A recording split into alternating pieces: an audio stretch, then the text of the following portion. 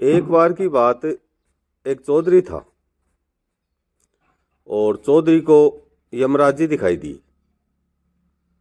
तो जैसे ही यमराज जी दिखाई दिए चौधरी घबरा गया। उसने सोचा यमराज आए तो कुछ न कुछ गड़बड़ है।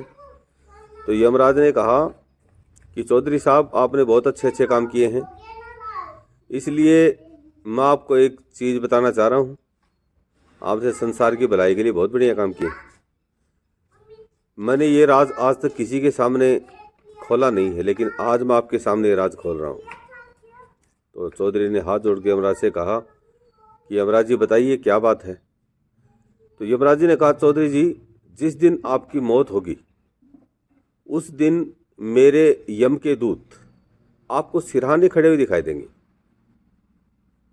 तो समझ लेना कि उस दिन आपकी मौत होगी, और यदि किसी भी ढंग से आप उनको बचा पाओ, यदि सिरहाने नहीं लगने दो तो आप बच भी सकते हो। इतना कहकर यमराज गायब हो गया। अब दोस्तों हुआ क्या, करीब 7-8 महीने बाद में एक दिन चौधरी सो रहा था तो उसको अचानक उसके सिरहाने यम के 4 दूत खड़े हुए दिखाई दिए। चौधरी फटाक से समझ गया कि हाँ, हो न हो यमराज जी ने जो बात बताई थी वो यही बात है और मुझे तुरंत कुछ करना चाहिए। तो चौधरी ने क्या किया, जिस तरफ अपना सिरहाना था उस साइड में अपने पैर कर लिए और जिस साइड में पैर थे उस साइड में अपना सिरहाना कर लिया, यानी अपना सिर चारपाई से चेंज कर लिया।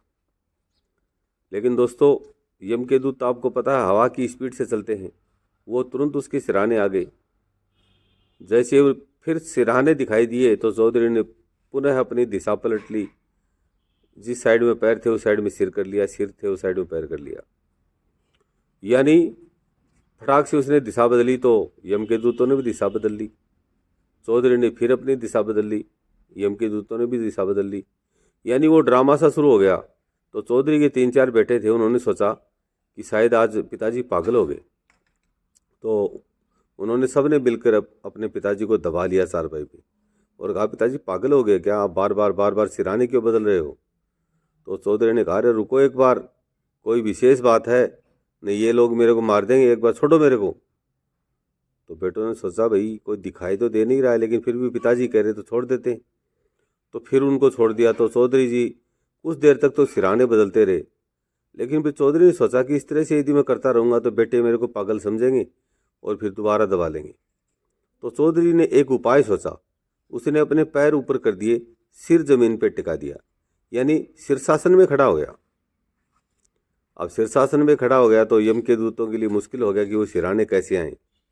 तो चौधरी ने उसको ठेंगा दिखाया यम के दूतों को, बोलो अब क्या करोगे। यम के दूत बेचारे लाचार से खड़े रहे, लेकिन 15-20 मिनट हो गई। तो आपको पता ही है आदमी शीर्षासन में जब होता है तो पूरी बॉडी का जो ब्लड है, खून है, वो पूरा का पूरा चेहरे पे आ जाता नीचे। तो ऐसा ही चौधरी के साथ हुआ, उसका पूरा चेहरा टमाटर की तरह लाल हो गया। जब इस तरह से हुआ तो बेटे खड़े खड़े देख रहे थे अपने पिताजी को। उन्होंने सोचा कि पिताजी निश्चित रूप से पागल हो गए हैं। तो उन्होंने अपने पिताजी को चारपाई पे आड़ा लिटाया और कस के रस्सी से वहाँ बांध दिया और कहा कि डॉक्टर को बुलाओ, पिताजी पागल हो गए। जैसे ही कस के बांधा तो यम के दूत चौधरी को ऐसे ठेंगा दिखाने लग गए, बोले बोल अब क्या करेगा।